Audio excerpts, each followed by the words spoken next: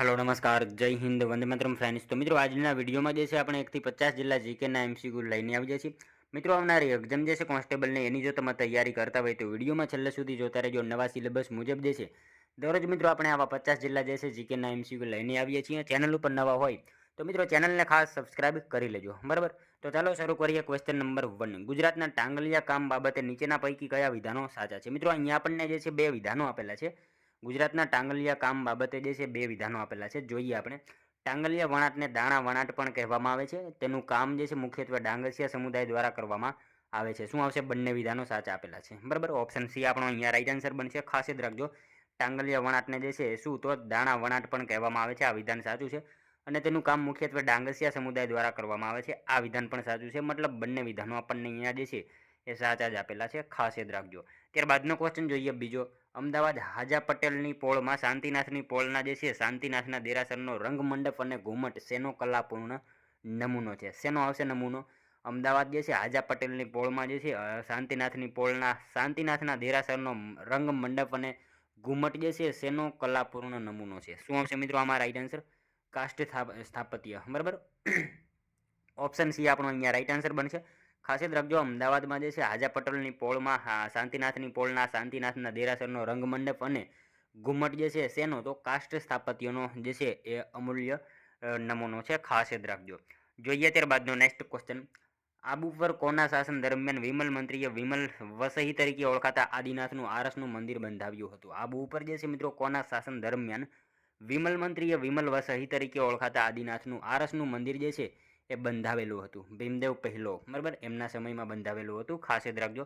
આબુ ઉપર જે છે કોના સમયમાં તો ભીમદેવ પહેલો જે છે એમના સમય દરમિયાન વિમલ મંત્રીએ વિમલ વસઈ તરીકે ઓળખાતા આદિનાથનું આરસનું મંદિર જે છે એ બંધાવેલું હતું, ખાસ યાદ રાખજો। મિત્રો ગુજરાતમાં મંદિર સ્થાપત્યની શરૂઆત જે છે ગોપનાથ મંદિરથી થઈ હતી, એ બાબત આપણને ખ્યાલ હોવી જોઈએ।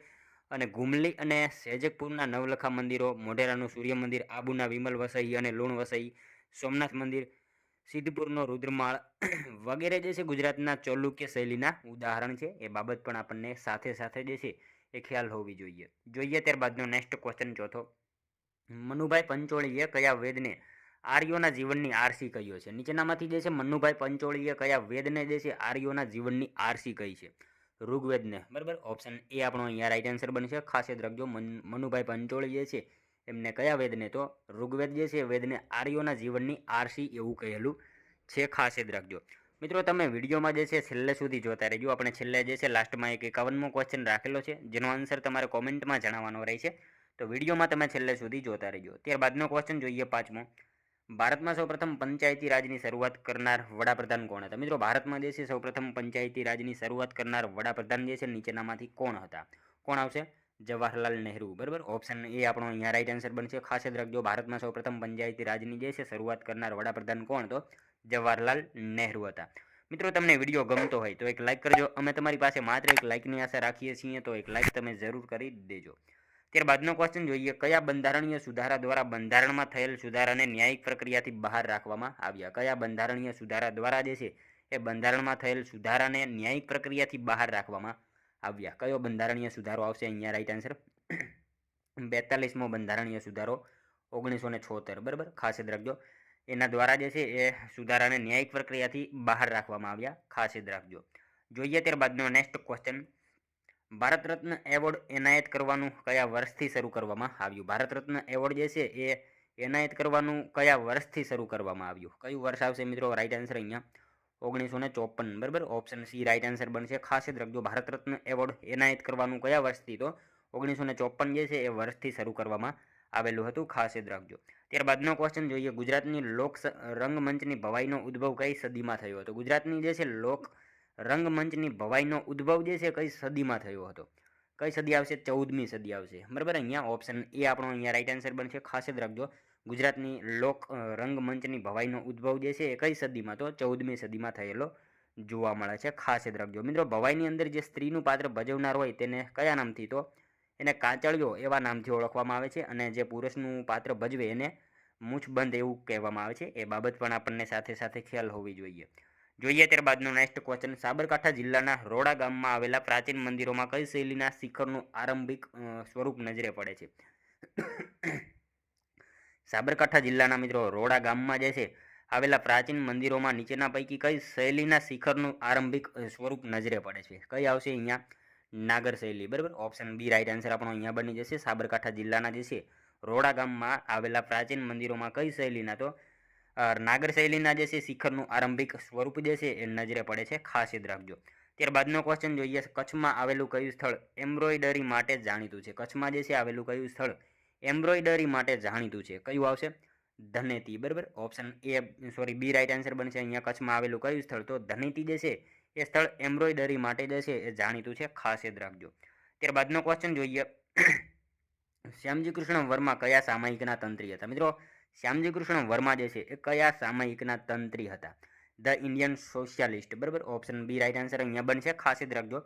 શ્યામજી કૃષ્ણ વર્મા જે છે એ કયા? તો ઇન્ડિયન સોશિયાલિસ્ટ જે છે એના તંત્રી હતા, ખાસ યાદ રાખજો. મિત્રો, ધ ઇન્ડિયન સોશિયાલિસ્ટ, બરાબર, શ્યામજી કૃષ્ણ વર્માએ શરૂ કર્યું હતું અને ઇન્ડિયા હાઉસથી શરૂ કરેલું હતું, ઇંગ્લેન્ડથી. બરાબર, એ બાબત આપણને ખ્યાલ હોવી જોઈએ. ત્યારબાદનો ક્વેશ્ચન જોઈએ, સ્થાનિક સ્વરાજ્યની સંસ્થાઓના પિતા તરીકે કોણ પ્રસિદ્ધ છે? મિત્રો, સ્થાનિક સ્વરાજ્યની સંસ્થાઓના પિતા તરીકે જે છે એ નીચેનામાંથી કોણ પ્રખ્યાત છે? રિપન આવશે. બરાબર, અહીંયા ઓપ્શન એ આપણો રાઈટ આન્સર બનશે, ખાસ યાદ રાખજો. સ્થાનિક સ્વરાજ્યની સંસ્થાઓના પિતા તરીકે કોણ? તો રિપન જે છે જાણીતા છે, ખાસ યાદ રાખજો. ત્યારબાદનો ક્વેશ્ચન જોઈએ, ગુર્જર રંગભૂમિના પિતા કોને કહેવામાં આવે છે? ગુર્જર રંગભૂમિના પિતા તરીકે જે છે કોને ઓળખવામાં આવે છે? રણછોડરામ. બરાબર, એમને ઓળખવામાં આવે છે, ખાસ યાદ રાખજો. જોઈએ ત્યારબાદનો નેક્સ્ટ ક્વેશ્ચન, ગ્રામ પંચાયતને દર નાણાકીય વર્ષ માટે અંદાજપત્ર મોડામાં મોડું કઈ તારીખે મંજૂર કરાવવું જરૂરી છે? ગ્રામ પંચાયતને મિત્રો દર નાણાકીય વર્ષ માટે જે છે અંદાજપત્ર મોડામાં મોડું કઈ તારીખે મંજૂર કરાવવું જરૂરી હોય?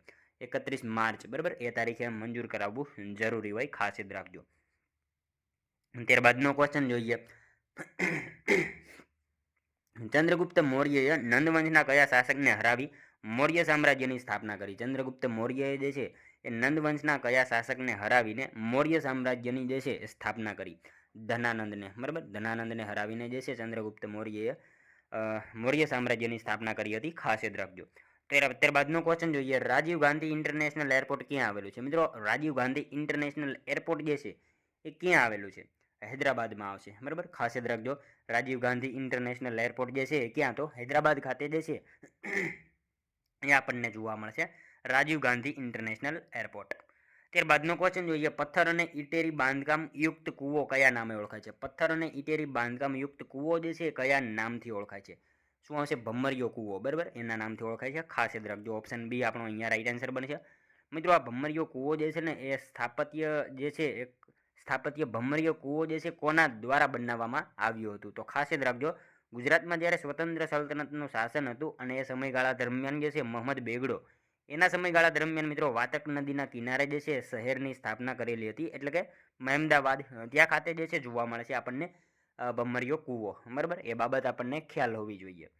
જોઈએ ત્યારબાદનો નેક્સ્ટ ક્વેશ્ચન, કૌટિલ્યના અર્થશાસ્ત્ર મુજબ કેટલા પ્રકારની વહીવટી વ્યવસ્થાનો ઉલ્લેખ છે? કૌટિલ્યના અર્થશાસ્ત્ર મુજબ જે છે કેટલા પ્રકારની વહીવટી વ્યવસ્થાનો ઉલ્લેખ છે? 3 પ્રકાર. બરાબર, ઓપ્શન બી રાઈટ આન્સર અહીંયા આપણો બની જશે. જોઈએ ત્યારબાદનો નેક્સ્ટ ક્વેશ્ચન, ગાંધીજીએ કોચરબ આશ્રમની સ્થાપના કયા વર્ષમાં કરી હતી? મિત્રો, ગાંધીજીએ જે છે એ કોચરબ આશ્રમની સ્થાપના કયા વર્ષમાં કરી હતી? શું આવશે રાઈટ આન્સર અહીંયા? 25 મે 1915. બરાબર, ઓપ્શન એ આપણો અહીંયા રાઈટ આન્સર બનશે, ખાસ યાદ રાખજો. ગાંધીજીએ જે છે કોચરબ આશ્રમની સ્થાપના કયા વર્ષમાં? તો 25 મે 1915માં કરેલી હતી. ત્યારબાદનો ક્વેશ્ચન જોઈએ, ભારતમાં રોગન ચિત્રકલાના કયા દેશમાંથી લાવવામાં આવી હતી? મિત્રો, ભારતમાં જે છે રોગન ચિત્રકલા કયા દેશમાંથી લાવવામાં આવેલી હતી? શું આવશે? ઈરાન દેશમાંથી લાવવામાં આવેલી હતી ભારતમાં, ખાસ યાદ રાખજો. રોગન ચિત્રકળા કયા દેશમાંથી? તો ઈરાન દેશ જે છે ત્યાંથી લાવવામાં આવેલી હતી, ખાસ યાદ રાખજો.